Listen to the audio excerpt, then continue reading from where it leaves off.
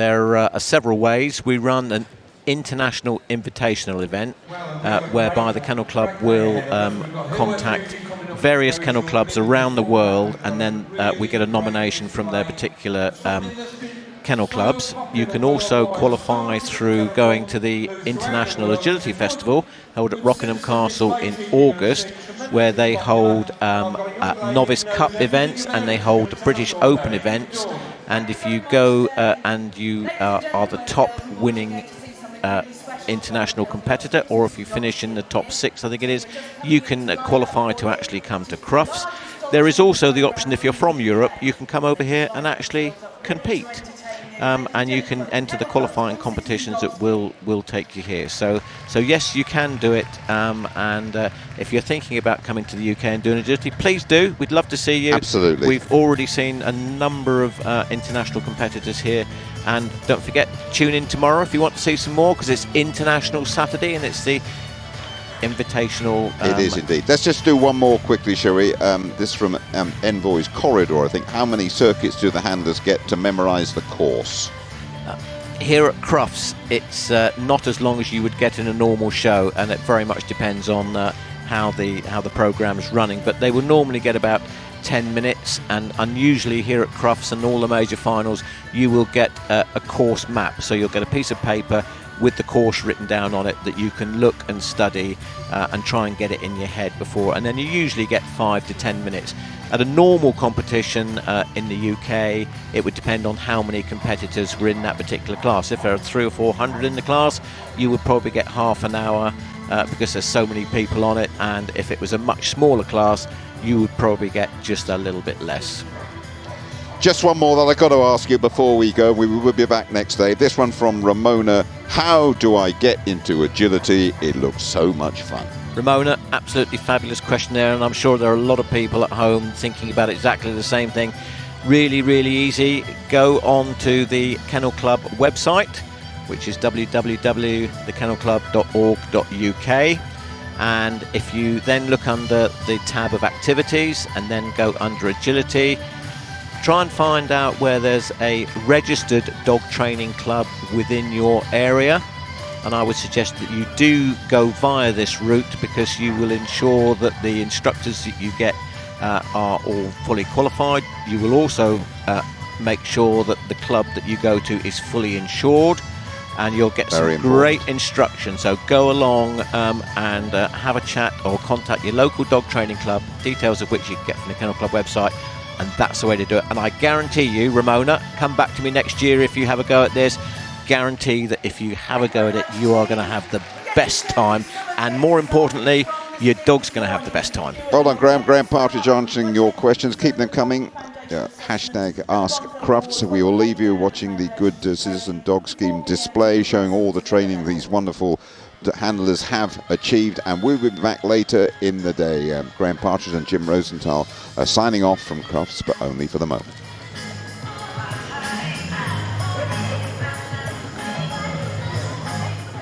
So it's important to choose the right puppy for you, one that will fit into your lifestyle as it grows into an adult dog. It's also important to choose the right breeder, one that breeds for good temperament and good health, and puts all the right early experiences into that puppy when it's still in the litter, to make sure that it grows up to be a well-adjusted adult dog. We talk about socialization when it comes to dogs, but it's not like when we socialize as humans, where we go down to the pub and have a beer with our mates.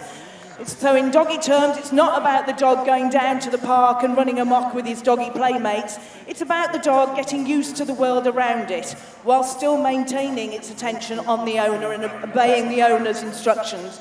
So you can see our young puppies here are being socialized. The instructor, Tony, was making a little bit of a noise. He was clapping by the dogs, not too loud to startle them, but just so that they got used to that noise around them. And then he's introducing himself as a normal person, as an adult. So they need to get used to people of all shapes and sizes. They also need to get used to adult dogs. They've learnt a lot from the litter when they're still in the litter, all that rough and tumble play, which is unacceptable as they grow into an adult dog. So they need to learn how to meet and greet an adult dog respectfully, so they don't get themselves into trouble.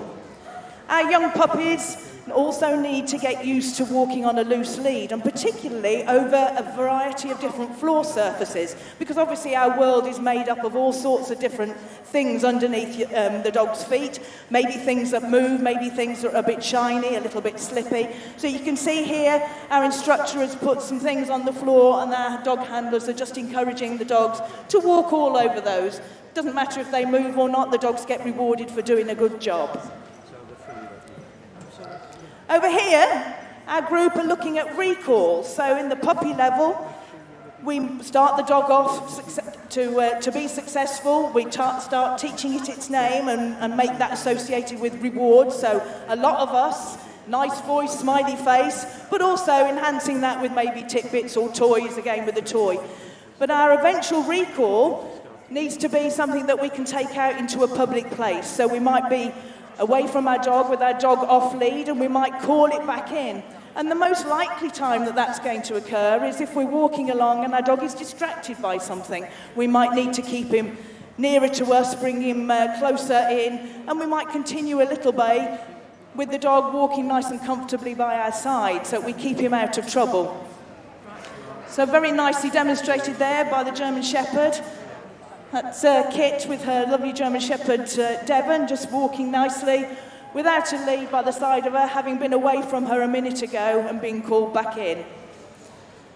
Another area out in public where we need to walk our dogs, obviously, is along pavements, along roadways. So here our team are demonstrating what loose lead walking looks like out and about. So it's all very well teaching these exercises in your village hall. It's very easy.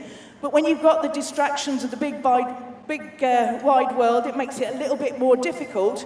So we need to go and reteach the exercise there as well. And our dogs here are demonstrating very nicely that they're able to walk along a make-believe pavement. They've got good control at the roadside. They're not crossing until the traffic's clear and the traffic warden has invited them to cross. So to go on our road walks, or if we want to go to the park, we often have to put our dog in the car. And the Good Citizen Dog Scheme way is not the way it's being demonstrated here, with the dog unrestrained in that car.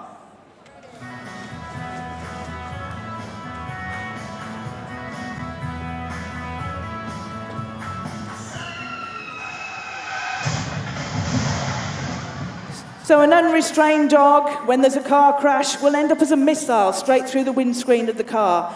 It'll be lying injured in the road, or maybe even worse, it could be panicking and running around and causing a nuisance to other road users.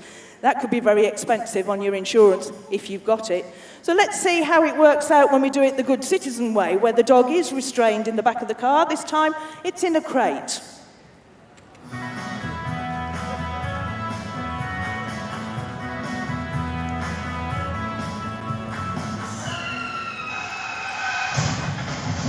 Very unlucky, 2 accidents in as many minutes. What a terrible driver that Louise is. But the dog is unhurt, we think. We're just going to check. But it's a little bit shaken up by the noise. Leslie just checking that Kiri's okay. Look at the control she's using to get that dog out of the car. It might be a little bit panicked by that noise, so really important to take a hold of the lead. But it's always important to take hold of the lead before you invite your dog out of the car, because you never know what the dog might do once it gets out of the car if you haven't got the control. So the Good Citizen Dog Scheme can really help you and your dog to stay safe.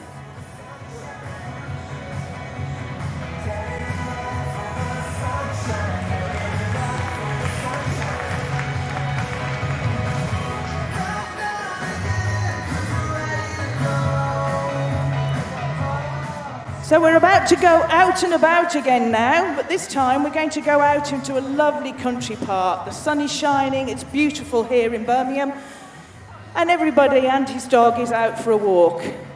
The biggest users of our parks and open spaces are dogs and their owners, but also families with children. And we want both of those groups to be able to enjoy the public space unheeded and without being a nuisance to each other. So you can see some of our dogs here are on lead, some are off lead, some are walking, ambling, some are walking a little bit more quickly. Perhaps they want to get their body magic in today. And we've got dogs of all shapes and sizes, and they're meeting and greeting each other without any problem. You can see none of these dogs are causing a nuisance to anybody else. Really nice control from all of them. And if they're good citizen dog scheme people, they should have their pooper scoop with them as well. Obviously, that's a part of the eligibility for the scheme. And there it is. There's Sausage Dog. That's why they're called sausage dogs, because he's left one in the middle of the ring. But luckily, Wendy is a member of the Good Citizen Dog Scheme and has her poo bag with her so that she can easily clean up after Stanley. I think you needed a bin liner for that one. And we've got somebody here with their dog loose. What's that dog doing over there? Is you're not your dog there? How many times does that happen to you in the park when you're out walking your dogs and you end up with another dog joining you? And you call the owner over, please, can you get the dog back? And the owner says he only wants to play. Nothing more irritating than that. We need to have better control over our dogs in order that we keep these public spaces open to us. You can see here we've got a field of livestock.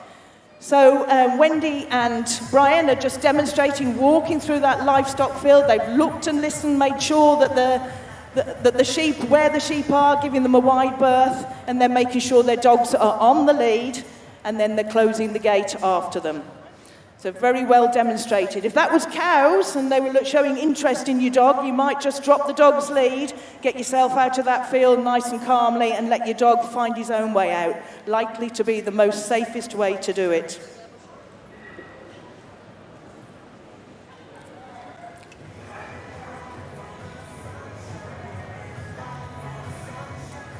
So after a long walk with your dog then, how much nicer than being able to go down to the local pub and go and get yourself a drink. Look at these guys here. No service. Well, and no chips, oh my dear. But your dogs are very well behaved.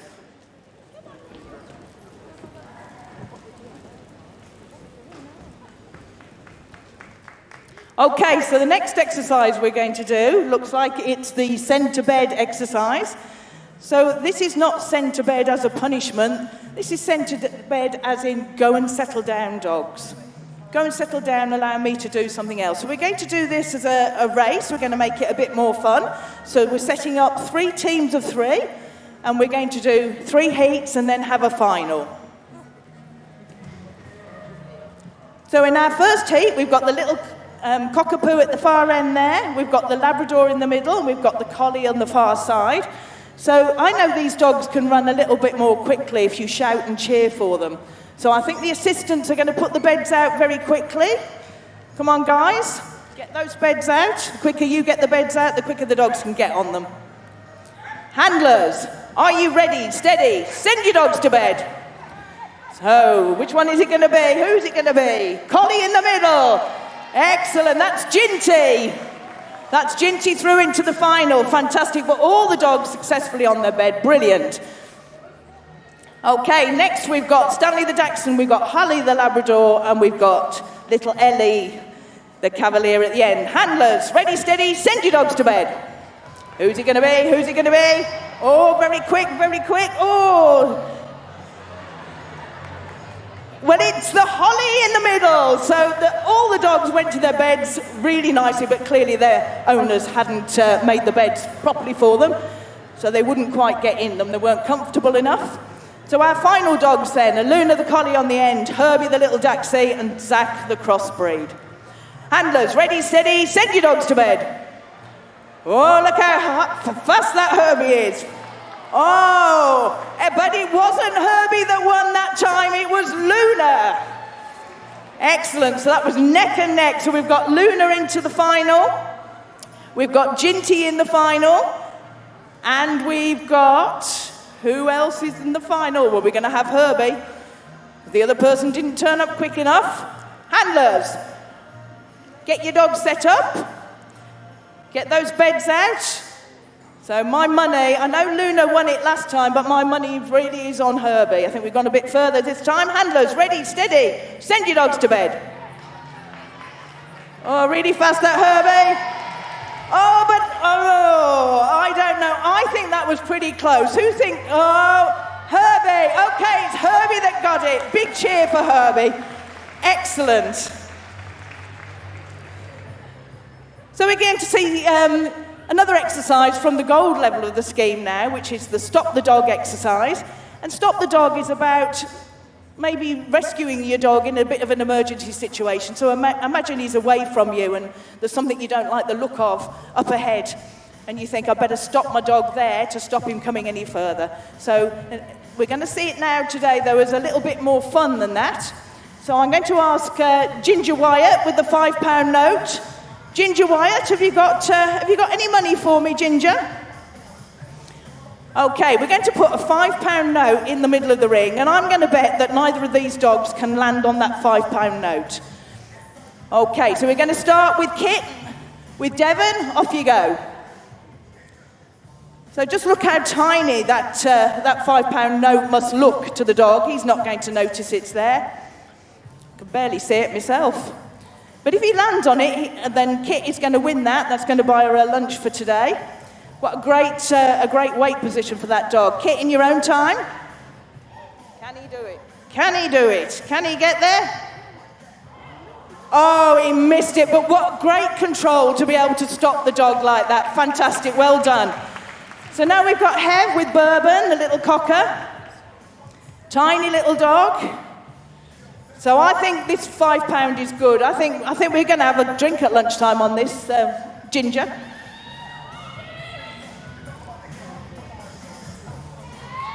Whoa! Did she land on it? Yes, she did. Brilliant. What control. So, unfortunately, Jen's lost her £5, but Hev's got lunch paid for today. Excellent. So our team are just coming in now to do the recall exercise. So the most important thing is that these dogs get to their owner rather than causing problems to anybody else, and that each of the owners gets to take the right dog home. So they're going to set them up in the sit very quickly. Leads off, handlers. Okay, are you ready? Command your dogs. Leave your dogs. Smartly as you can across to the other side. Remember, the important bit is that the dogs go to the handlers. So don't worry about the creepers. They're so naughty. Handlers, call your dogs.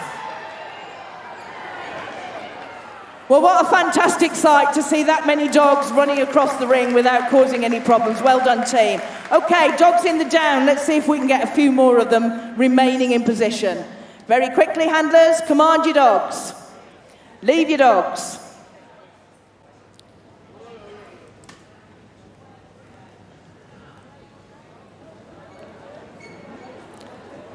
Oh, couple of naughty ones, couple of naughty, it's just too far. Handlers, call your dogs.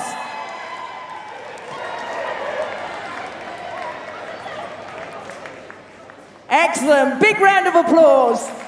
We just checked that all the handlers have got the right dogs. Have you got the right dogs, guys? Looks like it. So whilst they get themselves ready for their closing sequence, we're just coming up to the end of our display now. I'd like to just say to you, if you've enjoyed what you've seen and you want to know more about the Good Citizen Dog Scheme, please go and see the folks on the stand in Hall 3. Alternatively, visit www.goodcitizendogscheme.org.uk. Ladies and gentlemen, boys and girls, you have been watching the Kennel Club's Good Citizen Dog Scheme.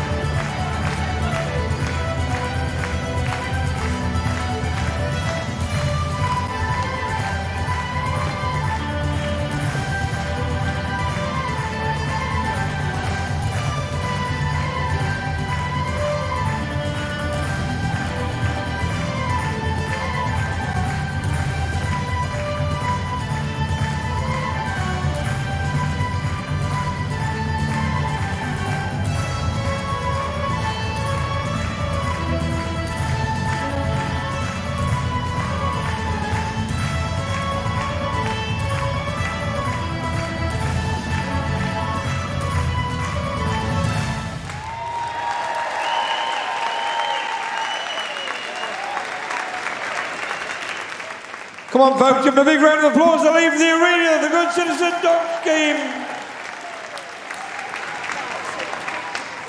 On a serious note, we've had some great fun with them. They're giving a very serious message out, and it's a fantastic scheme, it really is. If you'd like more information, Hall 3A at the top, it's the Good Citizen and Dog Training Arena. Actually, you'll really enjoy a visit to it. So, Hall 3A, you'll see a big arena up there, and you can go and talk to the experts all about it.